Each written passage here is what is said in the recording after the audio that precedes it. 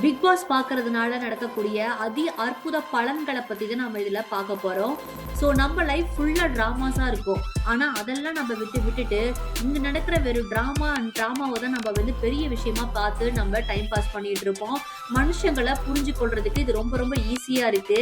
கோவம், பொறாம, நடிப்பு, துரோகம், பொய் எல்லாத்தையுமே ஃபில்டரே இல்லாம நம்மளால மனுஷங்கள ஜட்ஜ் பண்ண முடியும். யார் எந்த இடத்துல எப்படி பேசுறா, யார் எந்த அளவுக்கு கோவப்படுறா, யாரு நட்டிப்பு அரக்கியா இருக்கா, அவங்களோட சிச்சுவேஷனை எப்படி அவங்க ஸ்ட்ராட்டஜியா அவங்க யூஸ் பண்ணிக்கிறாங்க, எப்படியெல்லாம் டிராமா ஆடுறாங்க அப்படிங்கிறத நம்மளால ஈஸியா பார்த்து மனுஷங்களை புரிஞ்சுக்கிற பிஹெச்டி லெவலுக்கு நம்மளால போக முடியும்.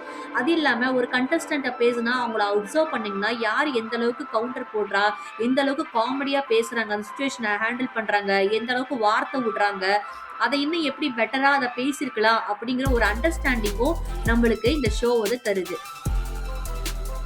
ஸோ இதில் வைக்கிற டாஸ்க் மூலயமா டீம் ஒர்க் எந்த அளவுக்கு முக்கியம், லீடர்ஷிப் எந்த அளவுக்கு முக்கியம், எப்படி நம்ம ஒத்துமையாக இருந்து அதை வின் பண்ணலாம், இப்படி ஈகோ இல்லாமல் இருக்கணும் அப்படிங்கிறதையும் நம்மளை கற்றுக் கொடுக்குது.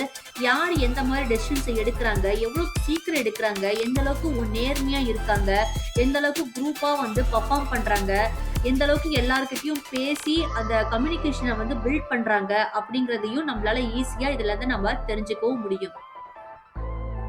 பிக் பாஸ் அப்படிங்கிற ஒரு ஷோ ஒரு என்டர்டைன்மெண்ட் மாதிரி இருந்தாலும், அத சரியான பார்வையோட நம்ம பார்க்கும்போது, அது ஒரு ஒரு நல்ல கிளாஸா எப்படி ஒரு மனுஷங்கள புரிஞ்சுக்கக்கூடிய ஒரு விஷயமா இருக்குன்னு சொல்லி நம்ம பார்க்குற பார்வையில இருக்கு. இது ஒரு ஹியூமன் பிஹேவியர் கிளாஸ் ரூமா நம்ம எடுத்துக்கலாம். எப்படி மனுஷங்க ஒவ்வொரு சிச்சுவேஷன்ல நடந்துக்கிறாங்க அப்படிங்கிறத ஈஸியா அப்சர்வ் பண்ணி, அதிலிருந்து நம்மளால பாடத்தையும் கத்துக்க முடியும். நன்றி.